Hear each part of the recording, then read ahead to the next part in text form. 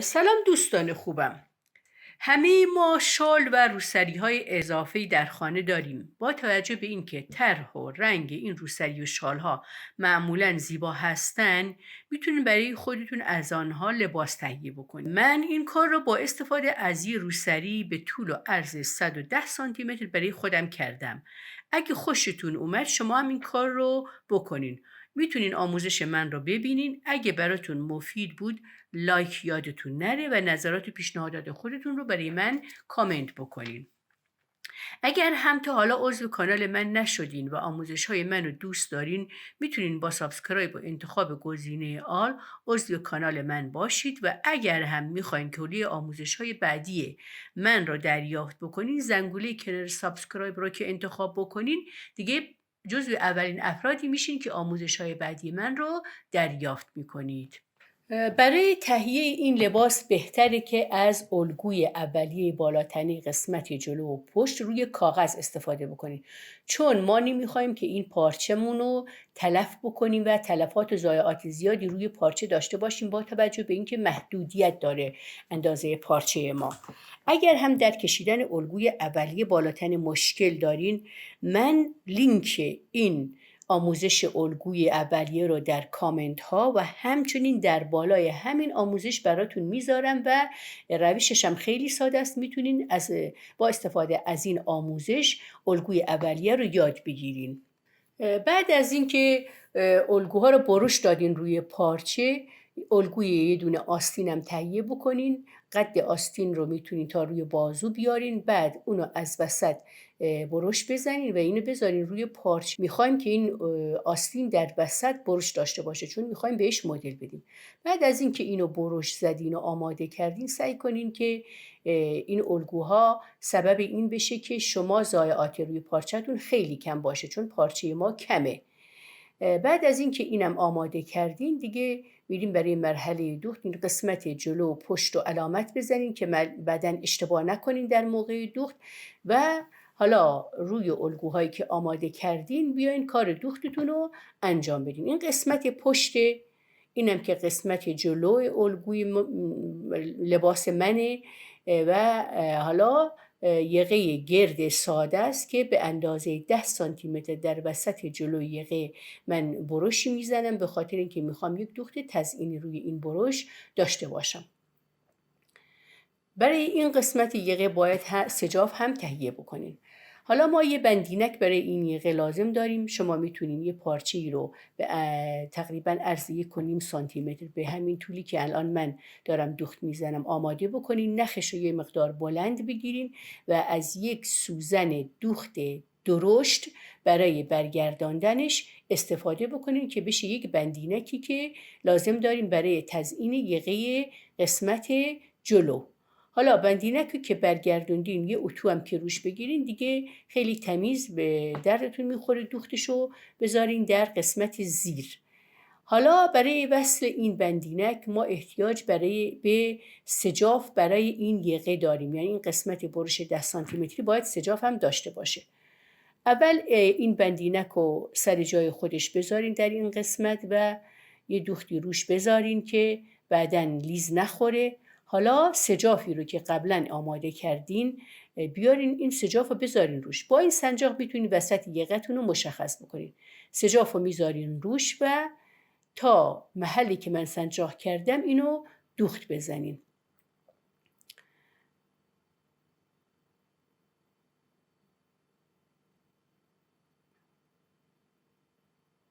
حالا برای قسمت بعدی هم باید همین کار رو بکنین. قبل از اینکه این قسمت رو این کار رو انجام بدین، برای اینکه دوختتون زیباتر بشه اضافه دوخت رو به طرف سجاف برگردونین. ببینین اضافه دوخت به طرف سجاف بخوابونین و یه دوختم طوری روش بزنین که دوخت روی سجاف قرار بگیره نه روی لباس.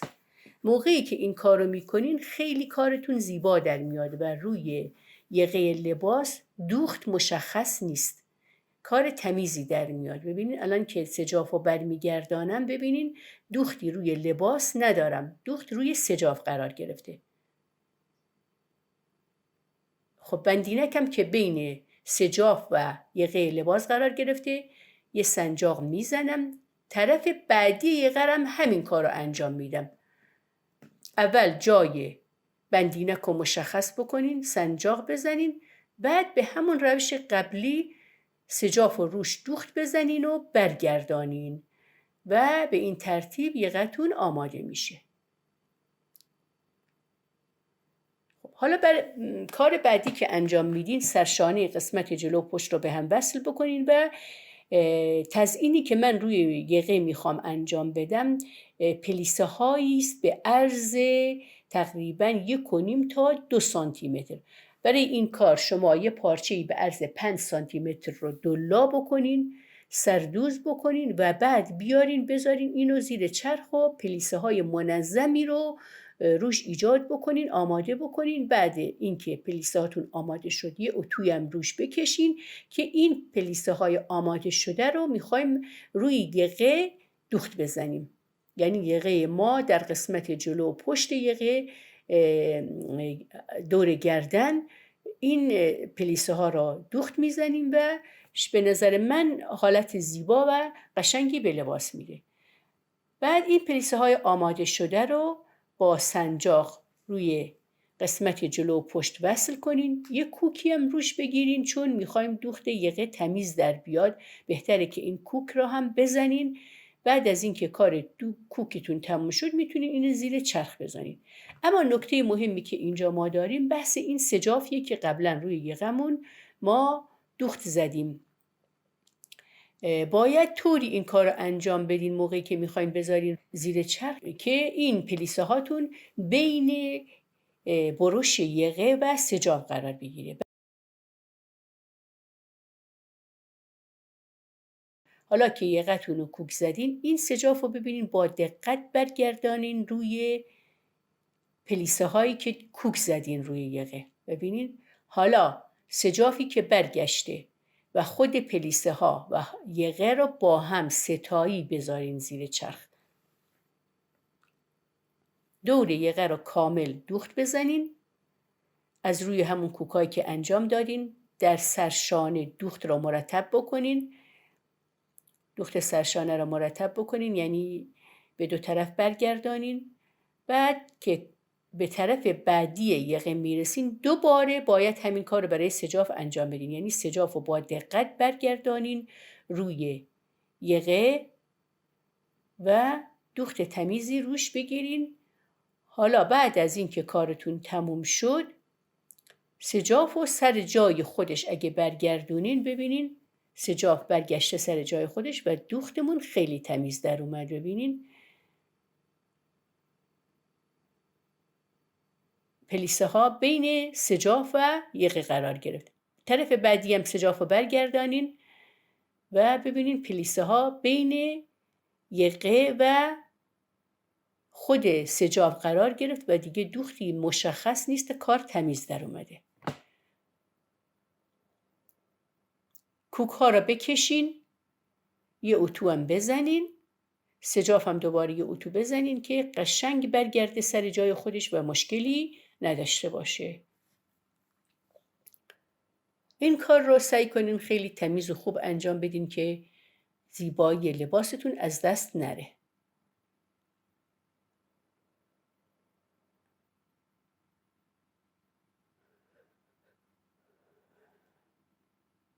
حالا اضافه دوخت پلیسه را به طرف داخل یقه برگردانین و از رو یه دوخت تمیزم روش بزنین که ایستایی این پلیسه ها خیلی تمیزتر و بهتر میشه. اگه این کار رو نکنین پلیسه ها ممکنه به داخل یقه برگرده، ولی به خاطر اینکه ایستایش خوب بشه حتما این کار رو بکنین. یقه آماده شد.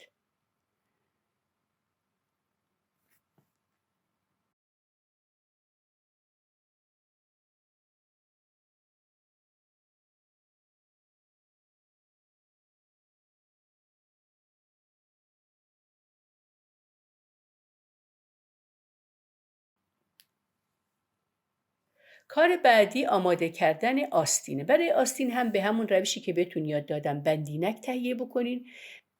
برای هر کدوم از این قسمت هایی که بروش زدین اول بندینک ها رو یک کوک مختصر بزنین که سر جای خودشون ثابت بشه. بعد از نوار اوریب استفاده بکنین و دور تا دور اونو نوار اوریب بگیرین. حالا نوار اوریب رو باید برگردانین به پشت پارچه،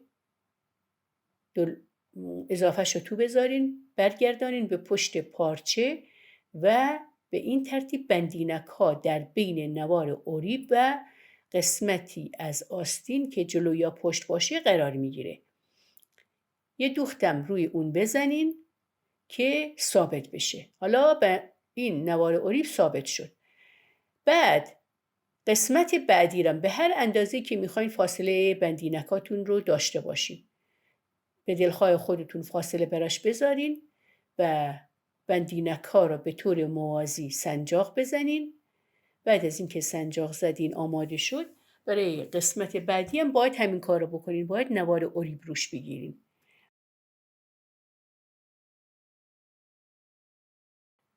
حالا نوار اوریب رو میارین و یه دوختی میزنین به طوری که بندینک ها بین نوار اوریب و قسمت بعدی آستین قرار بگیره.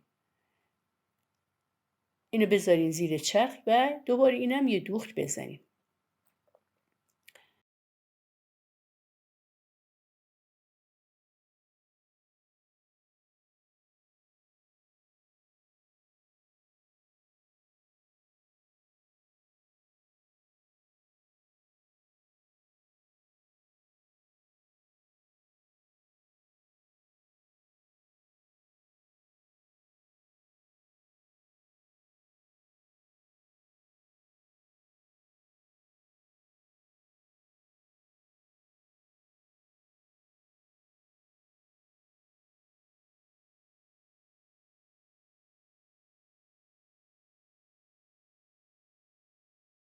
باید این نوار اوریب رو به طرف پشت پارچه برگردونین و یه دوختی هم روی این بزنین که به این ترتیب بندینک ها بین قسمت جلو و پشت آستین قرار گرفت و کار هم تمیز در اومد.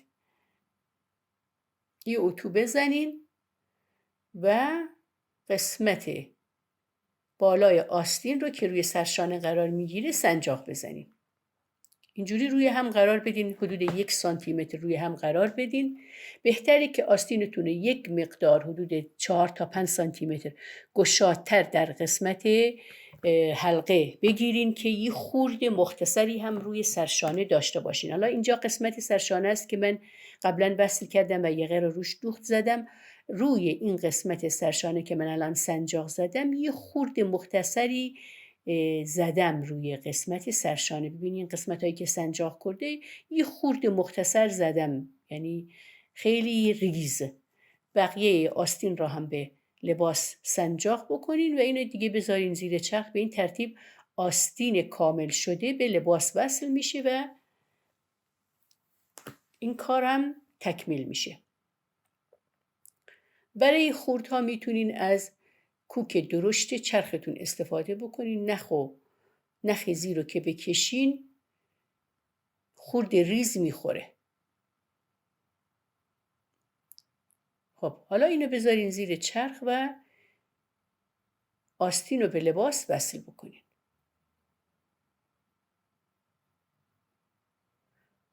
سرشانه رو طوری اتو بزنین که اضافه ها به دو طرف برگرده. اینم که پلیسه دوره قصد ببینین سجاف یقه رو ببینین دوخت ها روی سجاف قرار گرفته.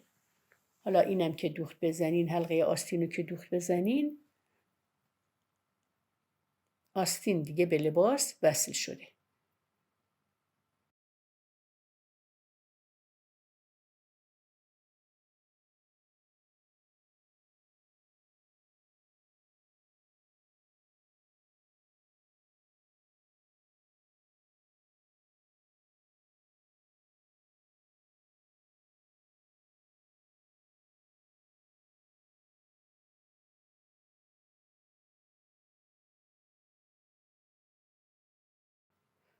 کار بعدی دیگه میدونین باید زیر بازو و خط پهلوی لباس رو هم دوخت بزنین و برای آستین بعدی رو هم وصل بکنین و دیگه کار تموم شد. اینم که زیر بازو قشنگ با دقت اینو سنجاق بزنین.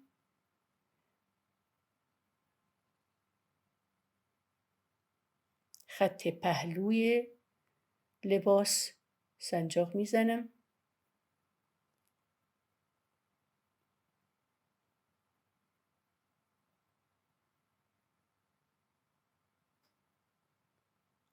حالا اینم دوخت میزنم. کار نهایی میشه. فقط کاری که میمونه تو گذاشتن پایین لباسه.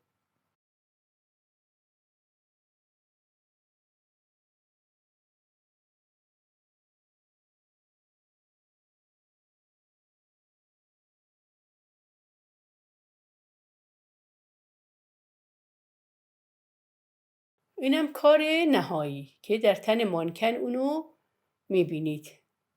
پلیسه های یقه با سجافی که دور یقه داشتیم و بندینکی که روی یقه تزئینی گذاشتیم.